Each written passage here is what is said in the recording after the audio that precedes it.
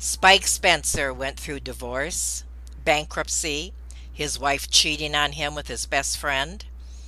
He lost everyone and everything he knew and loved, basically overnight. He put a loaded .38 snub nose to his temple, and he started to squeeze. But, spoiler alert, he didn't do it. And now, Spike Spencer talks goofy for a living. Seriously. Have you ever felt like giving up, quitting, throwing in the towel?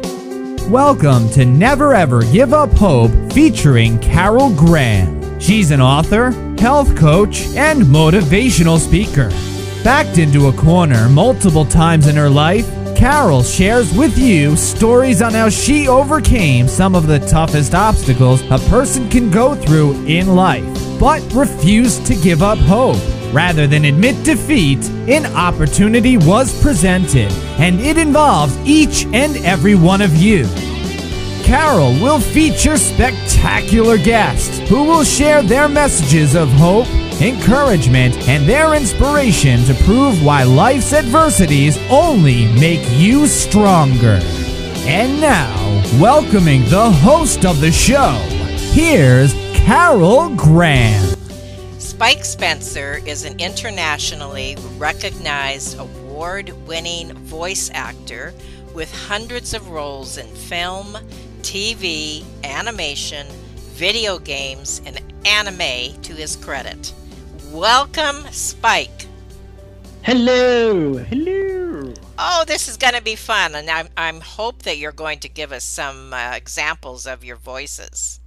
Oh, I might if you're lucky, you know. Okay, who knows? perfect. Okay, you are one of those people who has done it all, seen it all, been through it all, and I'm so happy that you're going to be on Never Ever Give Up Hope today. So before we talk about everything that you're doing and what you've accomplished, etc., would you share a little bit of what happened? What were you going through? Tell us whatever you would like regarding that story. Absolutely. Well, first of all, Carol, thanks for having me on here so I can share my story. Yeah, it was a pretty bad situation to be in. And before I go further, I want to make sure that nobody thinks that I'm in victim mode on this, because that's not the case in any way, shape, or form, and I'll explain that later.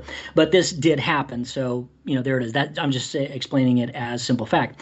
I was married. I was in Houston. I had my film career was taking off. I had just finished a film with Frank Langella for 6 weeks, a Disney film in New Orleans. I had a big house, 4,000 square feet, with a dojo and a pub and some land and 3 dogs named Nacho, Fajita, and Burrito, whom I loved. And it was great, and I had a beautiful wife, and I had a beautiful life, I thought. And it was rough. Now, I'm not going to lie, it was getting rough financially, and there were issues, but don't we all have those? Of course we do. So what happened, things started getting sketchy, and the marriage was getting rocky, and I said, okay, I'm going to save this marriage. Whatever I got to do, I'll do it, because I made a commitment, I made a vow, and I believe in those vows. And so I was doing everything I possibly could. I did not realize what was happening. It had already been happening for a time, that my first wife, had been having an affair with my best pal at the time. My closest friend at the time. I wouldn't call him my best friend, but he was my closest friend at the time. And him and his wife would come over and all that. And we all knew each other, and we spent a lot of time together. And things started getting weird. I didn't know what was going on until I found out. And I went and saw for myself. And that is an eye-awakening moment when you see it. And you're like, okay, well, I guess that's the end of that. I can talk about boundaries later, but mine is, you don't do that. Once that's done, it's over. And I made a commitment. I had already told her, I said, I am not going to file for divorce. We can save this. We're amazing. I know we can do this. That's the ex-cheerleader in me. Like, yay, go us. But it was too late. I didn't know what I knew now. So I was doing everything I could to salvage it. But once that happened, I immediately cut the ties. The next day, I sold my wedding ring, took that money, got a tattoo on my back that said never give up, and filed for divorce one day. That's commitment to your boundaries, kids, by the way. And it was done. And over the next 2 months, it got hard. It got rough. I tried to save the house and the business and say, okay, well, let's just sell everything, split it. She said, cool. I tried to make it very, very easy for all of us. I just wanted to get away and forget it ever happened. It's like, here, you get half, I get half, we're all happy. Yes, great. That was the agreement. That is not how it goes, boys and girls, in divorce land. No. It just got worse and worse. And finally, I just said, I cannot stay here anymore because I'm in the house. It's dark. It's night. I've had too much to drink, obviously. And yes, I took a snub nose 38 loaded with hollow point to my temple. And I pulled the trigger back and I started to squeeze. And if anybody knows understands guns, there's not far to go to the oblivion. No kidding. And I was there and I started squeezing and something just said, stop it. Don't do it.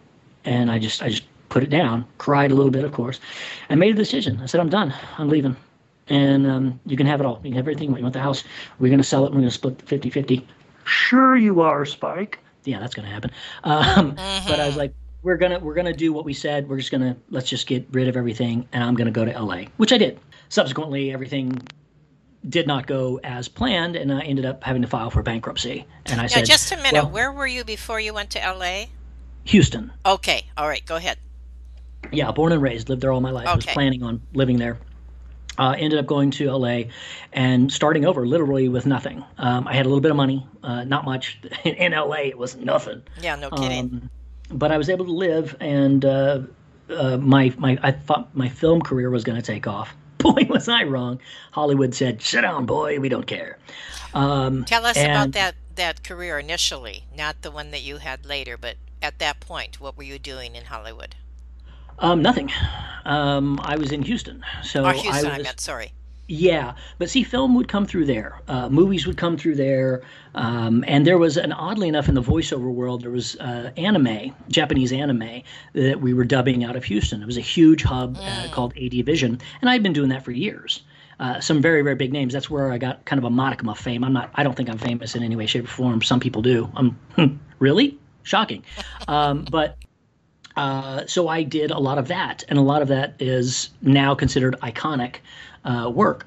And so that's great, but people don't get it. I wasn't making a living off of that at all. I was flipping houses and doing, film. So that was kind of my focus.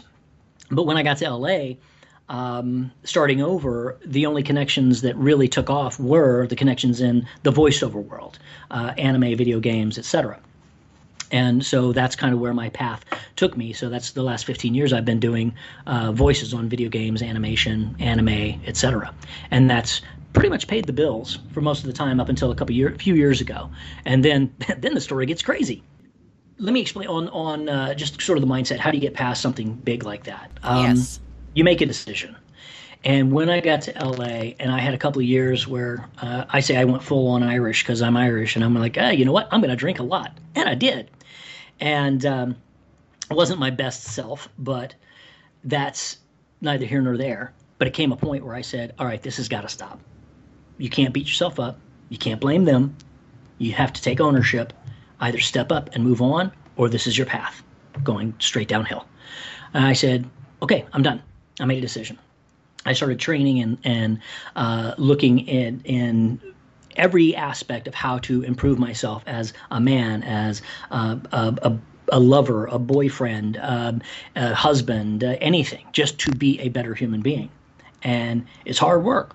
And I did it, and I worked hard. And I got to the point where I was dating a lot, and I was basically teaching dating and coaching, dating and relationships, and doing a lot of, quote unquote, field research and getting out there and having fun. And I had a really great time for a few years. And then I met my wife, my now wife, who is just phenomenal. And the trajectory has been just amazing the last 9 years or so. But it came down to the decision, and like in Neuro-Linguistic Programming and NLP, it's either you're at cause or effect. And I was living at effect, which meant I was a victim. And I said, I have to be at cause, meaning I'm in charge of everything that ever happens to me 100% at all times. The end. That's it. And once you look at things from that perspective, you can go, okay, how did I screw up my marriage? How did I screw up my, life? How did I screw up this? How did I screw up that? And then instead of beating yourself up about, quote unquote, a screw up, you go, wait, what did I learn from this? and how can I use that to better myself in the future? And that's the way I looked at it. And things turned around and brought me into more of the coaching and mindset and inspiration side, rather than being a victim and screaming "Why God, why?" all the time.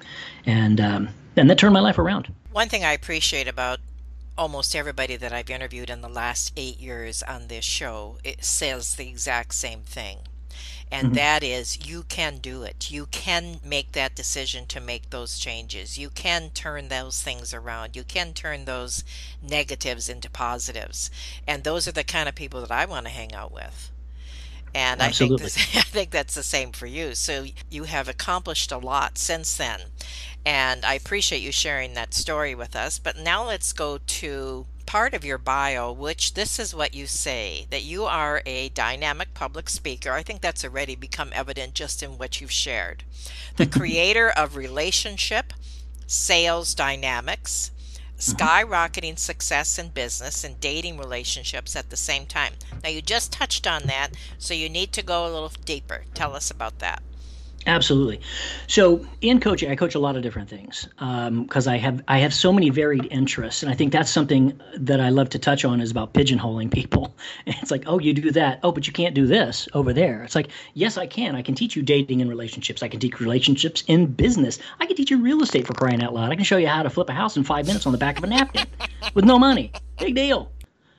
I have all these varied aspects, and plus I can tell you how to travel the world because I love doing that. And I'm in culinary school right now in Australia. Come on, want to make a souffle? Let's go. There's so many different facets. So when I'm teaching somebody in voiceover or relationships, et cetera, it all follows the same theme, which is you're in charge. You are in charge. And it's so hard for people to get that aspect. They're like, yeah, but this happened to me, that happened to me. So freaking what? What are you going to do about it? That's what's important. And relationship sales dynamics I use in all of these aspects because it's about understanding who you are at a deeper level. And once you understand who you are at a deeper level, which is usually the hardest part for everybody I talk to, they're like, I didn't know that about myself. Those aha moments, and they start to cry and they're like, oh my God, I didn't know that. It's like, yes, you've been living with that this entire time. Do you think not having that 20-pound weight on both ankles, now that we've removed that, do you think you'll run faster? Yeah, exactly. And that's where it comes in. Relationship sales dynamics, I take all kinds of different things that I've learned between the B.A.N.K personality code or Neuro-Linguistic Programming or the 5 love languages, or there's all kinds of other things that I can use. But it's always tailored to that person because nobody is the same. And they say, oh, I went through this training. Whatever training it is, you went through it being you. You didn't go through it being somebody else, and everybody's going to take whatever that training is differently. So why not tailor the coaching to that person specifically and say, oh, well, you don't need this one. You understand all that. Let's focus on this other aspect of the area where you've got the weights tied to your legs. Over here, you can run like a freaking gazelle. We don't need to deal with that. So anyway, that's sort of in a nutshell how I do it. Okay, and what specifically types of coaching, or does it encompass everything? Like life coaching, health coach, whatever? Well, the one thing that me and my wife both, my wife is a fantastic certified high performance coach and way more. She's far better than me. Don't tell her I said that. Okay. She's absolutely amazing. But the term life coach, neither one of us likes that. It's like going, Agreed. Life coach. Right. I don't want to be with you for life. Let's get through this stuff and you go on be amazing. How about that? Then I'm not a psychiatrist. We're going to sit on my couch every week for 10 years. That's not going to happen. We're going to move, shake, get out of there. And so I focus on the relationship aspect, communication and connection. That is my go-to. I don't focus on financial coaching. I don't focus on these other coachings that I don't know anything about that. I don't care about that. I can touch on aspects of it, but it really comes down to your relationships, how you're connecting with another human being, whether it be in a dating relationship, in a business relationship, in a voiceover relationship, whatever it is. There are aspects, and you've got to be able to break those down. And when you understand what's going into whatever this relationship is you have, and it's really EQ, that emotional intelligence that people are talking about but don't know what the hell they're talking about for the most part. And it's really about empathy and compassion and being able to, instead of forcing your opinion on somebody, going, let me hear more about your point of view, and let's see how we can move that, shift that, maybe reframe that in a way that's positive for you. And then, dig it into your brain so you don't talk down to yourself anymore, because man, do we talk terrible to ourselves. Oh, absolutely. And what do you suggest that people do to change that? Yeah, one of the first things I'll tell you is I talk to people about forgiveness because I had to do it to myself, so I know exactly what I'm talking about. We don't forgive ourselves. We'll forgive other people for doing terrible things to us. I've forgiven those people who harmed me in the past, but and I take ownership for the part I play in it, and then I move on. We can get into forgiving and forgetting later on, but I've done podcasts on most everything I'm telling you here. But it's about forgiving yourself. And that's the hardest thing for me, at least, to do, because you keep punching yourself up. You keep beating yourself up, on something you did. I can tell you little teeny tiny crap that a little mistake or a little thing I said or a little slight that I made to somebody 25 years ago will wake me up at night. Exactly. And I'm like, man, you got to forgive yourself. And it's hard because your subconscious keeps everything. So you have to work on the subconscious level. That's another big part of what I do. You have to work on the subconscious level because you're talking to yourself every day, all day long. And what you say matters. So when you forgive yourself, the next step, so first, forgive yourself. And here's how you do that. Real simply, understand the decision you made was made with the best intentions that you had at that moment, with all of the information in the world and in the universe that you had inside of you at that moment. You had no other option. As they say in the Matrix, it happened the way it happened, and it could have happened no other way, because that's the way it happened. And there's nothing you can do about that. You did it with your best of everything that you had at your disposal at that moment. Now, when you think about it 10 years later, you've got 25 million different ways and so much more information. Oh, if I had just said this. Oh, if I had just done that. You didn't. You didn't have the capability, and you didn't have access to those tools at the time that you do now. So forgive that person who did that. That was not you. It was a whole different person. Start with that. And you realize that, and then you start looking at how you are being to yourself in the present moment. Are you beating yourself up? Or do you say terrible things about yourself? When somebody makes a joke, do you make fun of yourself, putting yourself down? Those sorts of things, they're all little. We don't think about it. It's like, oh, I'm just being humble. No, you're not. You're being self-destructive. That's an excellent point. Now, would you say in a nutshell that as these things come up, that you replace it with that negative moment, that negative thought, whatever, with something positive, like to train your mind to do that so that you don't have to consciously worry about it in the future? Absolutely. And there are various ways of doing that. There's all sorts of reframes. There's affirmations. There's meditations, etc. And everybody wants a quick fix. I'm sorry, there isn't one. For most things. I mean, granted, I can tell you I've done a like to dislike that stopped me eating Popeye's chicken immediately, and haven't done it for years. But that's a deeper story. It's a process, and yes, I was just going to ask. So there's steps. Yeah, so there are steps that go to this. The first is you have to even see what you're doing. You have to have awareness of what's happening at that moment in time. Carol Graham would like to show you the path from misery to miraculous triumph in her fast-paced memoir, Battered Hope. She relates her determination to succeed as someone who experienced one horrendous nightmare after another. Gang raped and left for dead, loss of a child, husband falsely imprisoned, and cancer. Nothing could break her tenacity or faith. No matter what you face, heartache, loss, suffering, or injustice, Carol will illustrate how she became a victor the same way you can. The secret is to never, ever give up hope. Order your copy at Amazon or batteredhope.blogspot.com.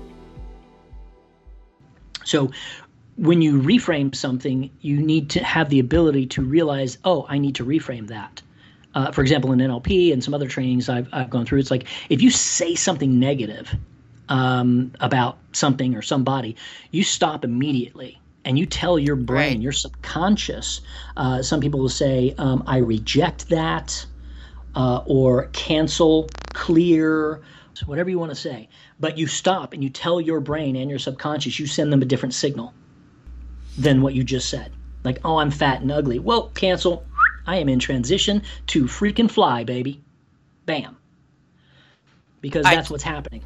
I totally can relate with what you're saying, because in counseling, that's exactly what I do. That's how just exactly what you said. And the exciting part is it works. It really does. It might not work the first time, but it will work. And that's where you have to be careful, because people give up. And I know I'm doing this because I'm doing the work on myself. I have my own demons, issues, and family transgenerational blah, blah, blah. So I have to catch myself. And my wife is very good at that too.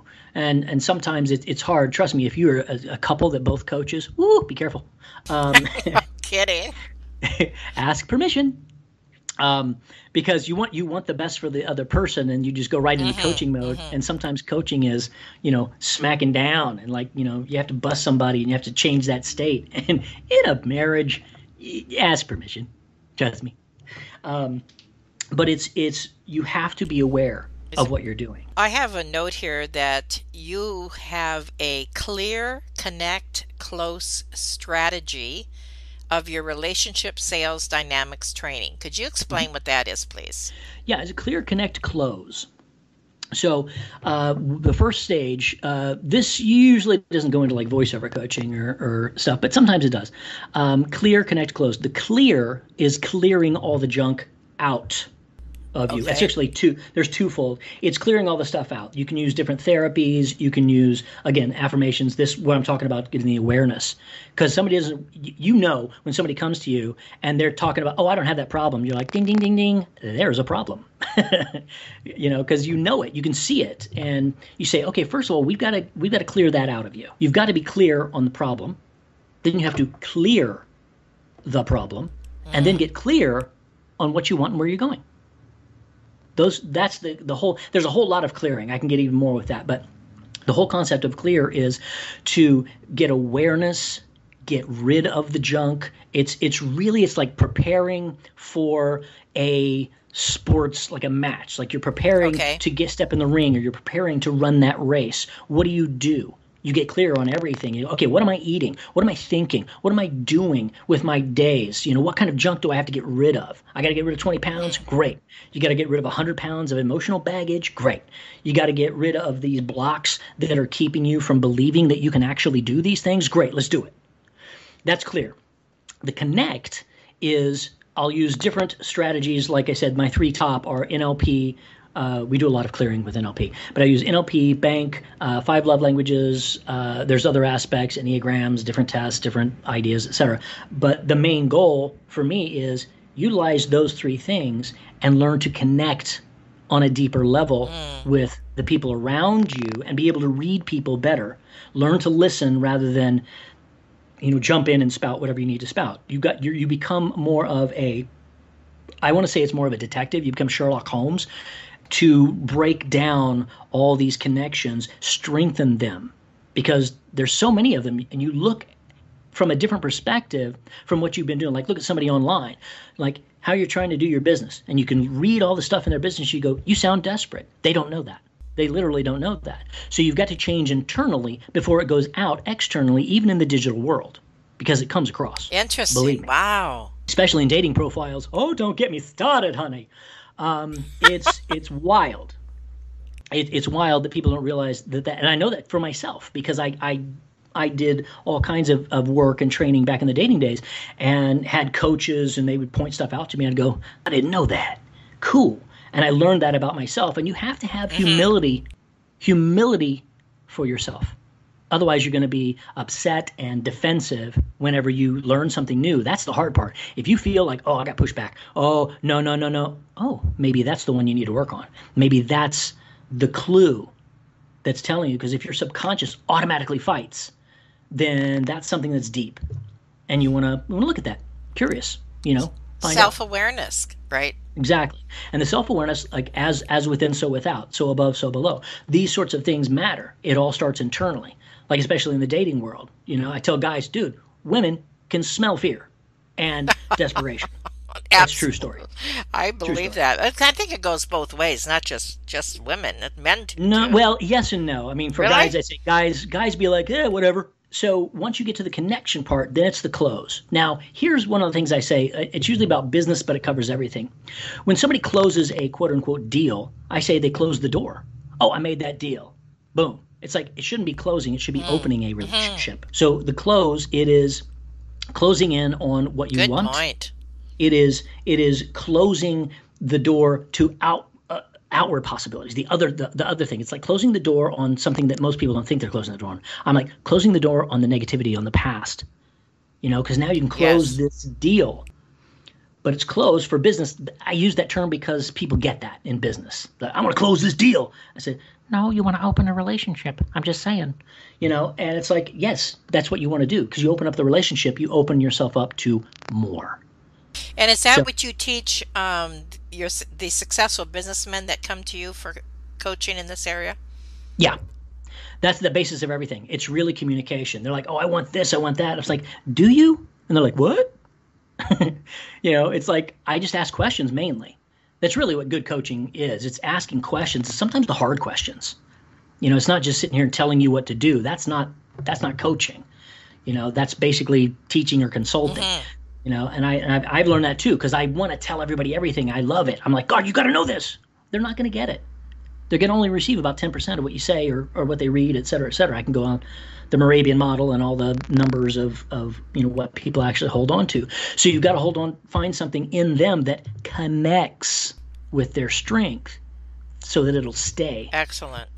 And one of the things I love telling people this, look, one day, if you're on the path, one day you'll know you are there, and you've become not a master because you're always a student, but one day you'll be like, oh man, I get this. I did it with dating. One day I was finally like, had all this doubt, etc. And one day I go, wow, I got this. I understand this. And then my wife showed up shortly thereafter. So Now, you're also a writer, and you've written for some strategic magazines and publications, correct? yeah, I've written all over the place. For a time, I'm just like, people say, yeah, well, you want an article? Sure, I'll write this for you. It's real estate or dating or, some politics stuff, which I'm completely apolitical anymore. And just relationships. And I say, I'm going to focus on relationships because it can be broad and it can be very specific. But it's also what I'm actually good at. So I know that.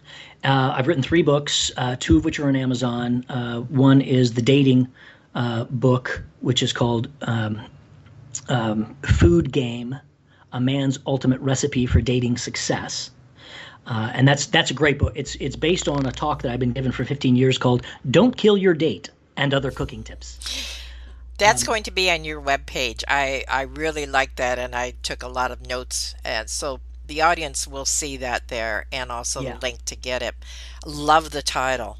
Excellent. And the other one comes from my years of going to conventions in the anime and video game world. And it's called What Happens at the Con Stays at the Con, Volume 2.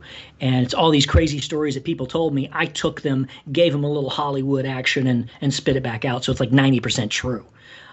So when you read, you're like, holy crap, that actually happened. It probably did. And I have another one for voiceover that I haven't published yet. I'm working on some different possibilities for that. But I've written them, and I'm working on some other ones in my brain. So, yeah, I love writing. And you also have a Netflix docuseries, right? Tell us about that. Well, okay, yeah. So it wasn't. It's not my docuseries. Kim and I were. The Chicken Soup for the Soul production company came to us because we have an age difference. I'm 19 years older than my beautiful, fantastic younger wife. And so I tell people. How did you manage that? Well, I wrote a book called Food Game, A Man's That's Ultimate right. Recipe for Dating Success. And it works, so there you go. She's my proof. I would bring her up on stage, and she goes, hi, he knows what he's talking about. Oh, that's cute. And yeah. Go ahead. So we were on it was called Being Dad. It's on Netflix, and it was about our first baby, Declan. So you see him being born there over in Beverly Hills at a birthing center. and we went the natural way, and it's an amazing documentary. They follow like 8 different families, so they come to us, and our big thing was because I had a back problem. I had my spine fused when I was back in I was 34 or so, and so I had back pain consistently. I was worried about that, if I was going to even be able to, pick up my baby. And then subsequently, a friend of mine introduced me to Dr. John Sarno, his book about back pain. I read that, and my back pain went away. I was like, oh boy, there's something to the subconscious, and that even helped me further down my path. Well, like you said in the beginning, you can do it all. You've done it all. You've been there, and you've only just started, right? Yeah, I mean, I haven't really. I'm not like a big time coach. Right now, I'm a big time father, and because we have our second baby, 5 months old, born in the tub over here, and in this very apartment in Australia where I am right now, and so I've been really focusing on that and doing some voiceover because it really. The last 2 years has been kind of crazy for us, but we've been living in Australia here. We were quote unquote stranded in paradise. It was beautiful where we are. So, but Australia's getting a little wacky. So who knows what's going to happen in the future? But who knows what's going to happen anywhere? I just know it's going to be perfect for us. Would we recognize any of the voiceovers? It depends on if you're a gamer, video gamer, you would recognize some of my voiceovers from League of Legends, possibly older World of Warcrafts, a couple of things here and there. But anime, if you know anime, you probably know who I am, or just Google me and you'd be like, oh my God, he was in that and that and that. Oh man, how cool. Okay. Yeah. No big animations as of yet, but there's more to come. I'm still around, still kicking. And that's my next question. What's the future hold? Well, all good things. That's what I'm going to put out there because, we manifested. People don't listen to their gut and their heart anymore. They think with their heads, and their heads can be deceived. But once you get in your gut and your soul talks to you, if you know how to access it and relax, you can do anything, even through the hardest times. And this whole last couple of years, we've had an amazing 2 of our best years, and it's because we chose to. And we have been enjoying it very much. And so who knows what's going to come next? Whatever is supposed to come our way. And we're going to learn from it. We're going to embrace it. And we're going to make it awesome.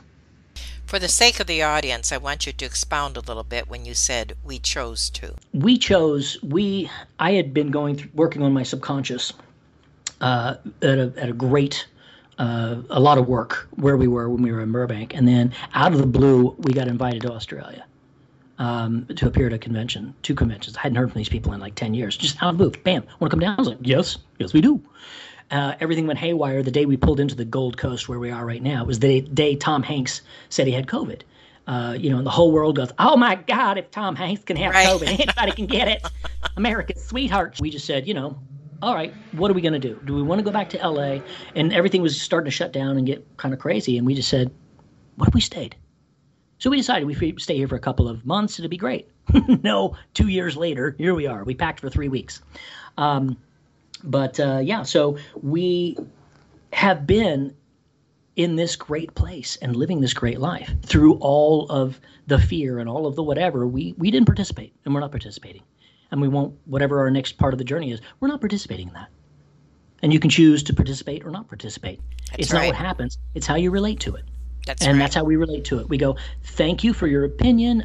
We're going to see the good side, and we're going to go this way. If anybody wants to see me, follow me on the webs. Go to my site, spikespencer.com. I have a podcast called the Mind Scrambler Podcast.